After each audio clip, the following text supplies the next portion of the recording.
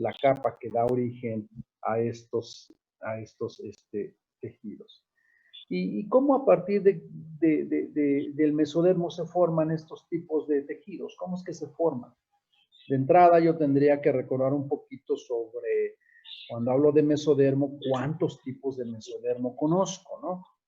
En general yo conozco dos tipos de mesodermo que hemos revisado en los últimos módulos. Un mesodermo que se encuentra fuera del embrión, que se llama mesodermo extraembrionario, ¿sí? ¿Se acuerdan que ese mesodermo extraembrionario, una de sus capas participaba en la formación del corion, y el corion daba la base para constituir las estructuras de la porción fetal de la placenta? Lo revisamos o lo revisaron en gineco, si se acuerdan. Ese era el mesodermo extraembrionario. Otro tipo de mesodermo es el mesodermo intraembrionario. Un mesodermo que se forma, como su nombre lo dice, dentro del embrión y se forma en la tercera semana, cuando está en la etapa de gastrulación. En la etapa de gastrulación, ¿qué ocurre? ¿Sí? Es cuando el embrión de dos capas, epiblasto e hipoblasto, pasa a ser un embrión de tres capas, ectodermo, endodermo y mesodermo intraembrionario. Bueno, entonces ya vimos que hay un mesodermo fuera del embrión, un mesodermo dentro del embrión intraembrionario. Además, el mesodermo intraembrionario pues constituye varias regiones, ¿no? Mesodermo paraxil, intermedio y lateral, si se acuerdan. Entonces, tenemos otras subdivisiones del mesodermo intermedio. Pues hoy vamos a ver precisamente cómo este mesodermo constituye unas estructuras que se llaman células mesenquimatosas pluripotenciales.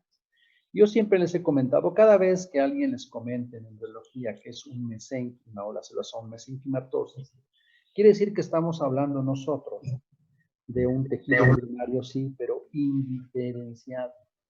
Y al ser indiferenciado tiene esta capacidad.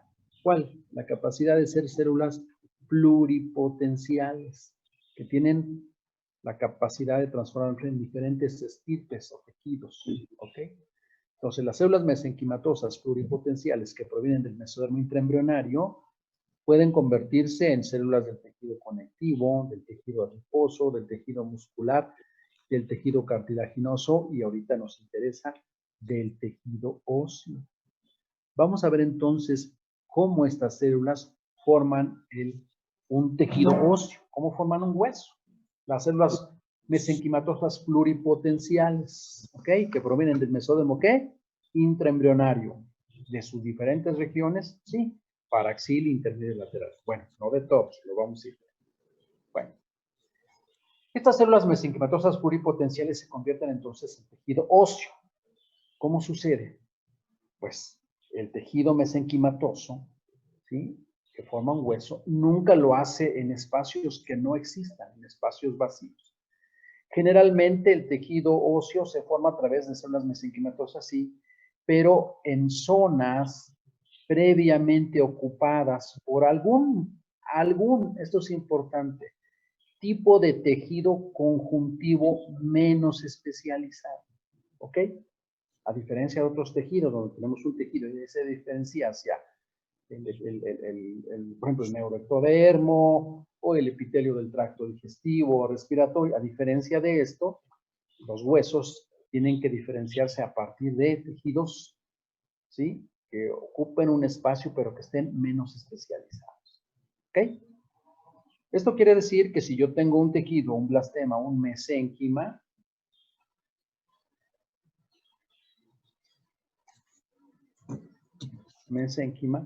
este mesénquima no lo puedo transformar directamente para formar un hueso. No lo puedo hacer, ¿ok? Sino para que este mesénquima se transforme, tiene que primero pasar por espacios ocupados por tejidos menos especializados. Entonces, ¿cómo se llama este proceso a través del cual un mesénquima forma un hueso? El proceso se llama osificación.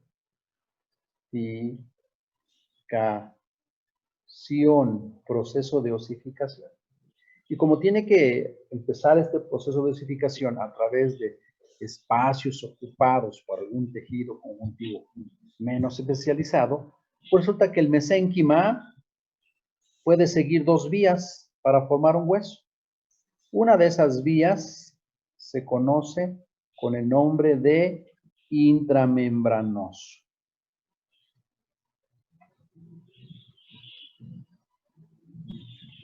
Y otra vía para formar un hueso puede ser la endocondral. Entonces, un mesénquima, para transformarse en hueso, en ese proceso llamado osificación, puede seguir dos vías. Primero, el mesénquima se transforma en un tejido conjuntivo menos especializado en forma de blastema o membranitas, ¿no? Y esa vía se llama intramembranosa y ya formará entonces un hueso. O por lo contrario, este mesénquima entrará al proceso de osificación, pero formando estructuras más visibles, cartílagos, centros de condrificación primero, y esos centros de condrificación se llenarán posteriormente de blastema en un segundo momento y lo final será formar un hueso. Esas son las dos vías en cómo un mesénquima se transforma en hueso. Claro, hay muchos detalles alrededor, los vamos a ver después. Miren, en este esquema podemos representar nosotros cómo es que se forma precisamente nuestro hueso a partir del mesénquima, decíamos. El mesénquima sigue la vía intramembranosa, constituye solamente un pequeño blastema y de ese blastema, que es un tejido conjuntivo menos especializado, se transforma entonces en membranas que van a constituir un hueso. Así de simple. La otra vía es más larga. Primero forma un molde de cartílago y centros de condrificación. Este proceso se llama osificación endocondral. Después viene un segundo vaciado de un blastema, ya una vez que se formó el cartílago, para formar un centro de osificación. Es una vía más larga, ¿sí? Para formar un hueso, la vía endocondral. La vía endocondral, como vemos aquí, es la que participa en la formación de un hueso esponjoso primitivo para definir tanto el hueso compacto como el hueso, hueso compacto definido, el hueso compacto propio de un hueso largo o de un hueso plano, según las características. Esto hace que la osificación endocondral sea la vía más común que tienen los mesénquimas para formar un hueso. También lo hacen de la vía intermembranosa, pero son menos los elementos óseos que siguen esta vía que los que siguen la vía de osificación endocondral. ¿Vamos? Bueno, vamos a ver ahora cómo es que se forman estos, por esta vía, ya sea endocondral y intermembranosa, cómo se forman estos blastemas, cómo se forman estos cartílagos, cómo es que el mesénquima forma precisamente un hueso. Obviamente hay detrás de estos procesos de osificación, pues algunos factores moleculares. Si yo me voy a revisar un libro de biología molecular, encuentro una gran cantidad de factores moleculares implicados, pero no es el caso. Mencionaremos nada más algunos que se refieren de manera constante por algunos autores, ¿no? No son los únicos, aclarados. Y aquí tenemos, por ejemplo, este factor de transcripción, el CBFA1, y este factor de transcripción controla la diferenciación de células mesenquimatosas a osteoblastos. Entonces, es precisamente el factor que participa en el inicio de la osificación, porque una célula mesenquimatosa se convierte en osteoblasto y el osteoblasto ya es una célula embrionaria primitiva, ¿sí? De todas las estirpes adultas del hueso, ¿no? Osteocito, osteoclasto, ¿no? Y osteoblasto, ¿vale? Otro factor importante en el desarrollo del tejido óseo son estos grupos de proteínas, las proteínas morfogenéticas o formadoras de hueso, como su nombre lo dice, ¿verdad? Está el BMP2, BMP4 y BMP7, entre otras más, pero estas son las que más, repito, se han referido por algunos autores, y estas están implicadas en la formación del hueso embrionario. Y algo importante, la mayoría de las BMP, de las proteínas formadoras de hueso, BMP, ya sea la 2, 4 y 7, inducen la expresión de este factor de transcripción.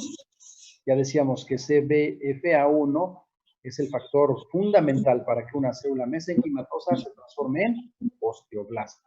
Y con esto que inicie precisamente el proceso de osificación.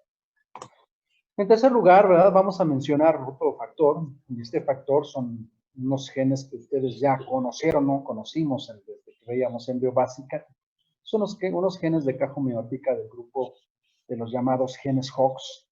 Y algunos tipos de los genes Hox están implicados en la morfogénesis de elementos esqueléticos, principalmente en la organización de los elementos esqueléticos. Por ejemplo, en la estructuración de los elementos esqueléticos del esqueleto axial, ¿no? Y su regionalización que va de la región craneal a la caudal. Por ejemplo, esa organización de los cuerpos vertebrales, la forma de los cuerpos vertebrales, que es diferente, las cervicales, las torácicas, lumbares, etcétera, etcétera. Esa organización y todas esas estructuras que hay en el esqueleto axial, pues participan los genes de caja homeótica de tipo Hox. ¿Ok? Bueno, ahora sí, vamos a hablar entonces de donde ya vimos cómo un mesénquima proviene del mesodermo, que si el mesodermo es dentro del embrión o fuera del embrión, ¿ok?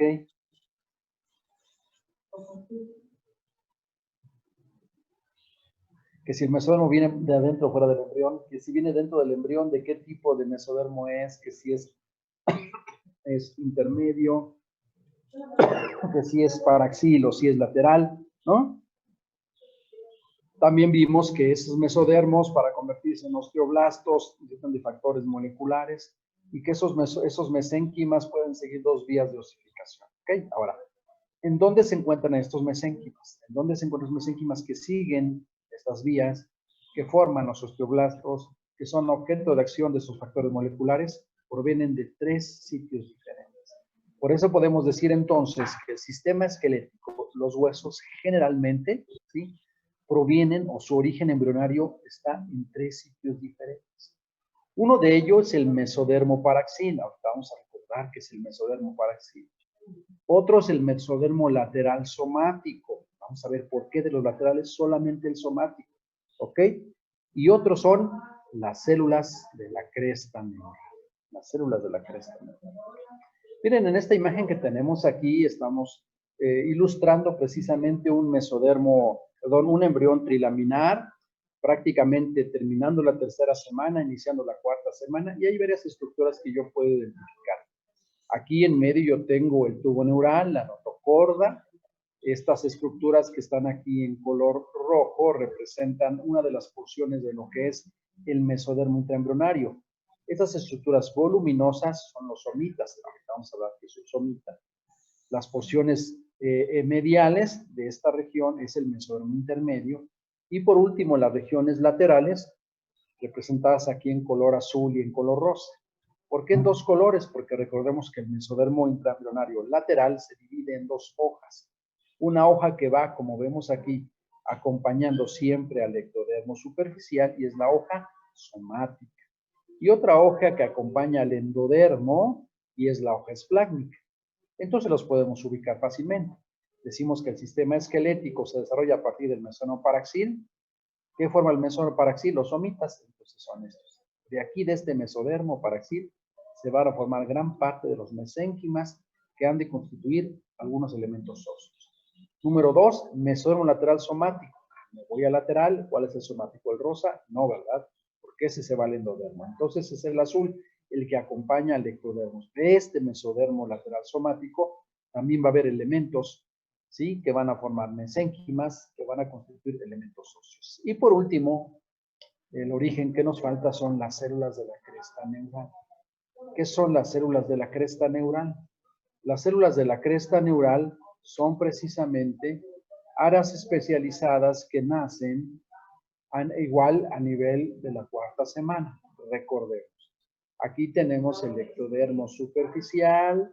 Recordemos que en el ectodermo superficial, ¿no?, se constituye como tal precisamente al finalizar la tercera semana.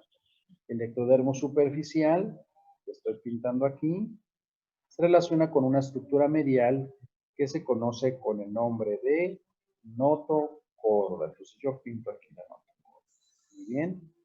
A los lados de esta notocorda yo puedo encontrar a el, perdón, puedo encontrar aquí al mesodermo intraembrionario. Ya decíamos, mesodermo intraembrionario, su capa somática, su capa esplácnica, mesodermo intermedio, ok, y mesodermo paraxil. El otro lado es lo mismo, mesodermo paraxil, intermedio y lateral, paraxil, intermedio y lateral, muy bien. Y en la parte inferior de nuestro embrión trilaminar, yo obviamente tendré que pintar a esta capa que será o representa al endodermo. ¿Estamos? Decíamos que son las crestas neurales, porque recordamos que las crestas neurales, como decía ahí, también aporta elementos para formar tejidos óseos. Entonces, las crestas neurales nacen, si ustedes recuerdan, de los límites entre el ectodermo superficial y la estructura que se conoce como placa neural. Recuerden que la placa neural es un engrosamiento en la región dorsal de mi embrión. Estos límites se llaman en esta fase del desarrollo pliegues neurales. Pliegues neurales. Esos son los pliegues neurales. Y marcan el límite, aunque todo inicialmente es ectodermo, esta región que experimenta engrosamiento va a constituir un tejido altamente especializado llamado neuroectodermo. Entonces, la placa neural está compuesta por neuroectodermo. El resto del tejido simple y sencillamente se llama ectodermo superficial. Pero aquí lo interesante es por qué los pliegues neurales forman las crestas neurales. Porque un pliegue neural tiene los dos elementos, los dos componentes. Una porción de neuroectodermo y otra porción de ectodermo superficial. ¿Ok? No perdamos de vista. Entrando a la cuarta semana del desarrollo, este embrión trilaminar entra a la fase de neurulación. La neurulación, la formación del tubo neural. Y si nosotros recordamos el tubo neural, para formar el tubo neural, que es la base del sistema nervioso central, yo tengo que identificar tres etapas importantes. En la primera etapa se llama etapa de placa neural, si ustedes recuerdan. Etapa de placa neural. Quiere decir que toda esta zona adquiere una identidad neural, ¿sí? Y constituye ahora la placa neural que está compuesta por neuroectodermo. Muy bien. Etapa de placa neural. La segunda etapa se llama etapa de surco neural. En la etapa de surco neural es cuando nosotros vemos que todo el embrión se está ventralizando por la acción de BMP4, se está ventralizando, y al contrario, la placa neural se va a dorsalizar, se va hacia atrás precisamente la placa neural. Cuando esto sucede, aparece entonces el llamado surco neural, que es la siguiente etapa de surco neural. ¿Se acuerdan ustedes de los pliegues neurales? Los pliegues neurales tienden hacia la región media dorsal de nuestro embrión, dando lugar a la tercera etapa de la neurulación. Esta etapa se conoce con el nombre de etapa de tubo neural. Me quedan 10 minutos. Si se caducara la sesión, la instrucción es, y no termino, salgo y vuelven a ingresar, por favor. Bueno, en esta etapa de tubo, va a resultar, si recordamos, cuando estos pliegues neurales se aproximan al plano medio y cuando se aproximan, favorecen la fusión de los mismos y constituyendo así lo que es el tubo neural. Si yo actualizo el esquema, tengo el ectodermo superficial aquí, tengo el tubo neural ahí está el tubo neural, aquí está la notocorda. ¿Y se acuerdan de los pliegues neurales? Decíamos que los pliegues neurales estaban compuestos precisamente por ectodermo superficial y neuroectodermo. Que esos pliegues neurales son los que se aproximan al plano medio. que esos pliegues neurales se fusionan para constituir el tubo neural. Pues cuando el tubo neural se separa del ectodermo superficial, estos tejidos del pliegue neural quedan precisamente entre el tubo neural y el ectodermo superficial, formando una estructura embrionaria llamada cresta neural. Conforme sigue el desarrollo del embrión, yo puedo pintar ahora, pintamos ectodermo superficial, ahí está ectodermo superficial, ¿okay? Pintamos tubo neural, notocorda, ¿ok? Y voy a pintar ahora el desarrollo posterior de la cresta neural. Se divide, se proyecta en la región dorsolateral al tubo neural, ahí está. Y ahora tenemos, en lugar de una cresta neural, tenemos dos crestas neurales, ¿ok? Así es como nacen entonces ahora las células de la cresta neural, ¿sí? Las células de la cresta neural siempre acompañan el tubo neural, siempre lo acompañan, ¿ok?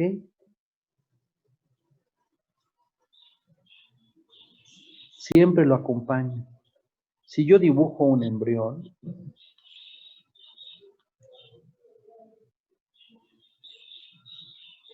ahí está un embrión, ¿ok?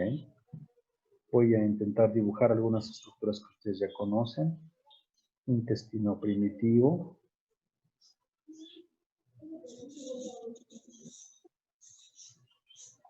Recuerden que el intestino viene del sacovitelino, entonces yo dibujo ahí, ¿ok? Voy a dibujar aquí en color verde el tubo neural. Recuerden que el tubo neural tiene su neuroporo rostral, su neuroporo caudal. Nosotros sabemos que si los neuroporo rostral y neuroporo caudal se cierran, solo si se cierran, resulta que entonces este tubo neural adquiere dilataciones y constricciones, formando las vesículas cerebrales primarias. Prosencéfalo, mesencéfalo y romboencéfalo. ¿Ok? Bueno, ¿en dónde estarían las células de la cresta neural? ¿En dónde están?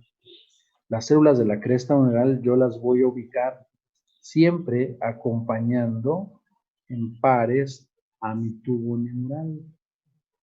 Entonces aquí solamente puedo pintar unas.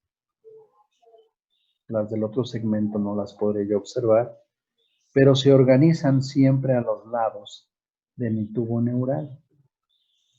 De hecho, yo puedo identificar dos grupos de células de la cresta neural. Las que están relacionadas con mis vesículas cerebrales, es decir, en este esquema, de aquí hacia acá, son células de la cresta neural craneal. Y las que van de esta región hasta acá, células de la cresta neural de la región troncal. ¿Ok?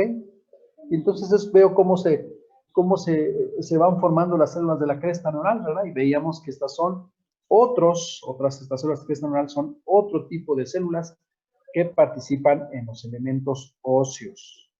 ¿Cuáles serán? Crestas neurales craneales o troncales. Las vamos a marcar de una vez. Las células de la cresta neural de la región craneal son las que participan en la formación de mesénquimas, que sufrirán osificación, formarán elementos óseos. ¿Ok? Muy bien. Seguimos adelante.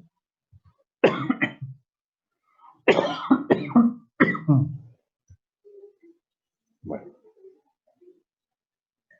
Las células de la cresta neural se organizan en estos segmentos, pero comparten esta organización con diferentes segmentos. Faltan 4 minutos. Repito, si se acaba la sesión, nuevamente nos vamos a empezar. Voy a dibujar acá un embrión, ¿no? Ahí está. Perdón, este embrión está muy feíto.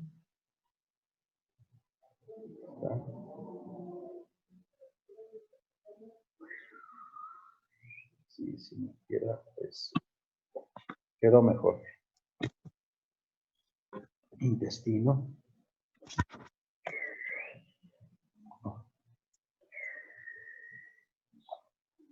Ahí su saco viterino. Muy bien.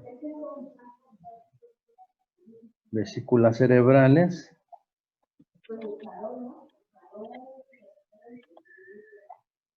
Ok.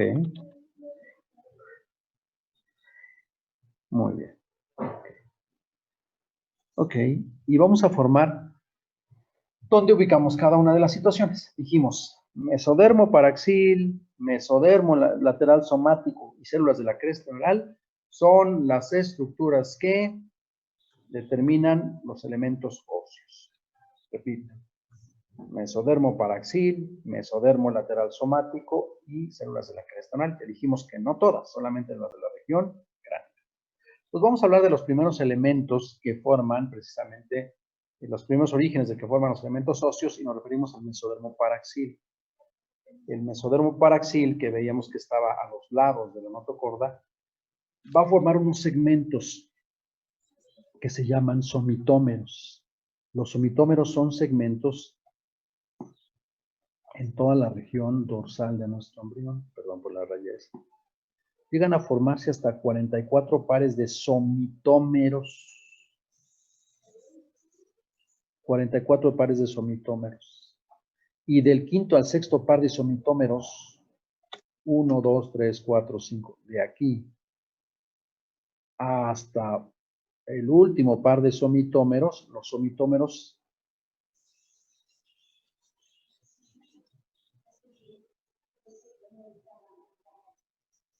se transforman en somitas.